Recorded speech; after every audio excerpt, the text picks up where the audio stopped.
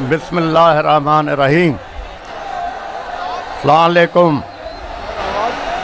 आवाज़ आ रही है? आप लोगों ने ये नोट किया होगा कि इलेक्शन के दौरान मैं कहीं भी नहीं निकला, मैं अपने घर में ही रहा। दोस्तों ने कहा कि जलसा करें, मैंने मना कर दिया। कॉर्नर मीटिंग करें, मैं कहा कोई ज़रूरत नहीं है, जो खुद जाए काम करे। बिस्मिल्लाह, जलसा मुफ्त में नहीं होता, 8-10 करोड़ रुपया जलसे पे खर्च होता है। क्यों मैंने मना किया और घर से मैं बाहर क्यों नहीं निकला? 2.5-3 महीने पहले ही इलेक्शन का रिजल्ट बिक चुका था और पेमेंट भी हो गई थी, पेमेंट भी कर दी गई थी। जब मैं हमेशा कहता था, और मेरे कुछ दोस्त कहते थे आप बार बार क्यों कहते हैं, मैं हमेशा कहता था कि फेडरेशन की अलामत हमारी फौज है, रखवाली है फेडरेशन की। इस इलेक्शन ने प्रूव कर दिया, कोई भी सियासी पार्टी, कोई भी सियासी लीडर अब नेशनल लेवल पे, कौमी लेवल पे कोई भी नहीं है, सब सूबे लेवल पे आ गए। इस इलेक्शन ने प्रूव कर दिया। अब जहाँ तक सवाल है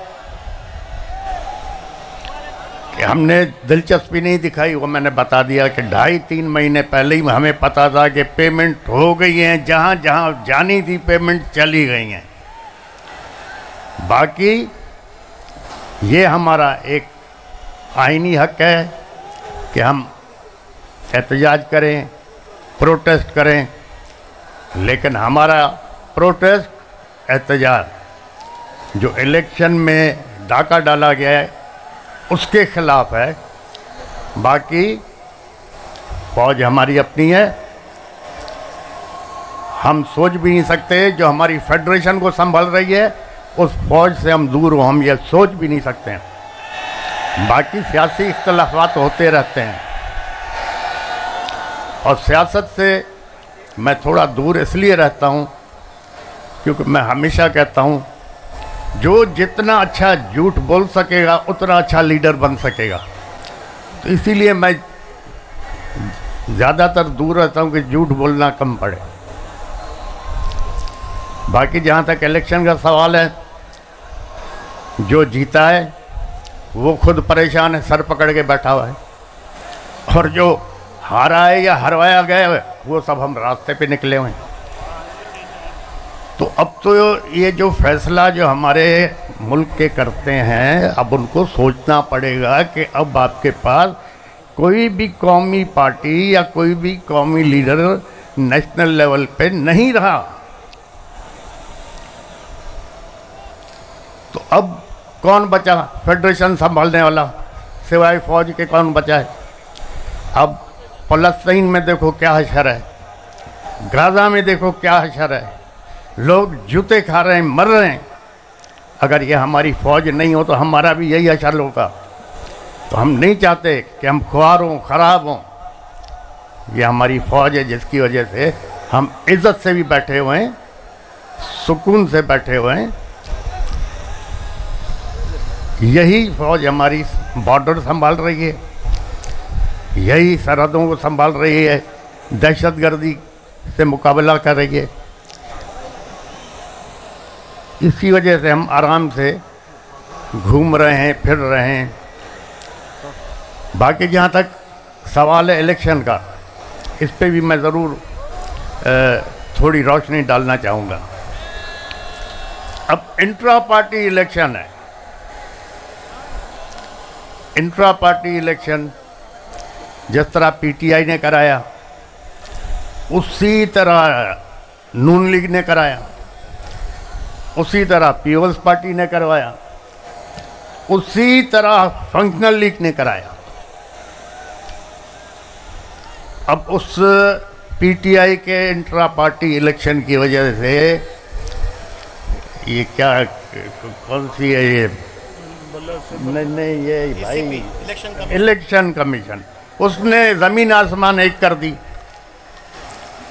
अभी जो इतनी बड़ी खरीदो फरोख्त हुई है इस इलेक्शन में, जनरल इलेक्शन में, तो कहाँ है ये इलेक्शन कमीशन, कहाँ सो रही है? इस पे भी तो कुछ बोले। इमरान खान को सब चोर कहते हैं, चलो ठीक है, चोर है ना। क्या किया है तोशाखाना में?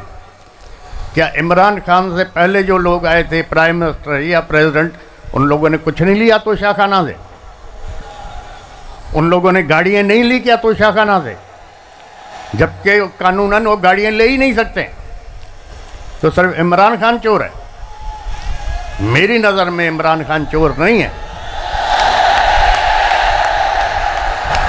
मेरी नज़र में हाँ बेवकूफ़ी हो गई होगी, गलती होती है। गलती किससे नहीं होती? गलती तो इंसान से होती है। अगर इमरान खान से गलती नहीं होती तो वो फरिश्ता होता। तो मेरी नज़र में इमरान खान चोर नहीं है। अगर इमरान खान चोर है तो फिर हम सब भी चोर हैं। इंशाअल्लाह ताला अब ये एक कुदरती निज़ाम है। अगर सैलाब आ रहा है या पानी आ रहा है, आप उसका रास्ता रोकोगे तो फिर दूसरी जगहों को डुबाएगा। अब जो ये 2-2.5 करोड़ नौजवान नए वोट आए, वो एक सैलाब था ना। अब जब उस सैलाब को रोका गया तो उसके नतीजे में क्या हुआ? पाकिस्तान की तारीख में पहली दफ़ा आज़ाद उम्मीदवार मेजॉरिटी में जीत गए। सबको डुबा दिया उन्होंने। ये तो पीटीआई के नौजवानों ने, बच्चों ने, लड़कियों ने, औरतों ने एक कमाल करके दिखा दिया। न उसके पास सिंबल, न किसी को निशान का पता पड़ रहा था, और न फिर कोई सोच रहा था कि आज़ाद उम्मीदवारों को वोट मिलेंगे, लेकिन मिल गए। तो अगर किसी इस मुल्क में अगर आप इंसाफ नहीं दोगे, इज़्ज़त नहीं दोगे, तो लोग फिर इंसाफ के लिए अलग रास्ता निकालेंगे। काफ़ी वक्त पहले अखबार पढ़ रहा था तो उसमें लिखा हुआ था कि जनाब 2 या 3 आदमियों को फांसी की सज़ा हो गई। 8-10 साल केस उनका चलता रहा। 8-10 साल के बाद सुप्रीम कोर्ट ने फैसला किया कि ये बेगुनाह हैं, इनको आज़ाद किया जाए। तो जेलर ने कहा जी आज़ाद कहाँ से करें, 6 महीने पहले फांसी हो चुकी है। अब हमारे पास इंसाफ तो ऐसे चलते हैं। अब सुप्रीम कोर्ट कह रहा है इसको आज़ाद करो। जेलर कहता हमने फांसी दे दी क्योंकि उसको फांसी की सज़ा हुई थी। अपील 10 साल के बाद कोर्ट ने सुनी। तो जहाँ ना इंसाफ होगा, न इज़्ज़त होगी, तो फिर लॉ एंड ऑर्डर तो ज़रूर ख़राब होगा। इंशाअल्लाह ताला अब सोचना यह है कि कानून के दायरे में रहते हुए और इज़्ज़त से इस मसले को बाकी पार्टियों के साथ JUI हो गई, जमात इस्लामी हो गई, और मज़ीद जो भी हमारे साथी हमारे साथ आना चाहें, हम उनसे मिल के उनके मशवरे के साथ इसको चलाएंगे। जहाँ तक मुझे पता है, जो मैं समझता हूँ, जो ऊपर खिचड़ी बन गई है, 8-10 महीने से ज़्यादा ये हुकूमत ने चलना ही नहीं है।